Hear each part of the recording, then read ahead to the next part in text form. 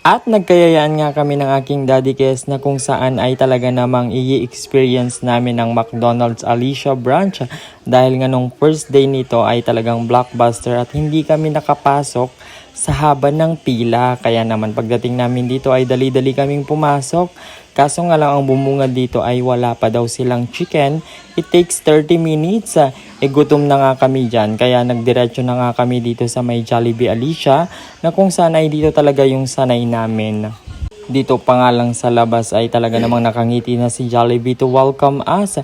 Inaasahan niya naman yata kami nga darating ngayong araw na ito kaya siya nag-welcome sa amin. Charot!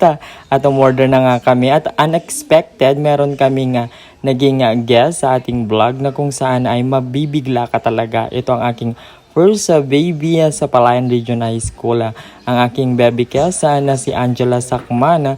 Naging first baby ko nga yan dahil nung grade 7 siya ay talagang akong humawak ng kanyang first pageant sa Palayan.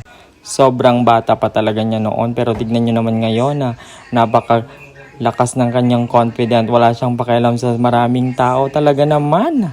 At ang sabi niya nga, I'll take the spot. Sabi niya nga, welcome to my vlog. Kahit vlog ko ito pero okay lang naman. Hinayaan ko na sa kanya ang ating camera para naman mag-set siya ng kanyang video. At busy nga ako sa pakikipag-usap dito kay Michelle. Pupunta nga sila sa may Isoy Tiague na kung saan ay magtitake sila ng entrance exam para sa kanilang piniling kurso. And good luck sa inyong dalawa. At maraming salamat at napatawa mo ako for today. Abangan nyo ngayong susunod na mga pangyayari dito dahil hindi na natin ito ipopost agad sa lahat ng minsanan para naman meron siyang spot talaga. Abangan!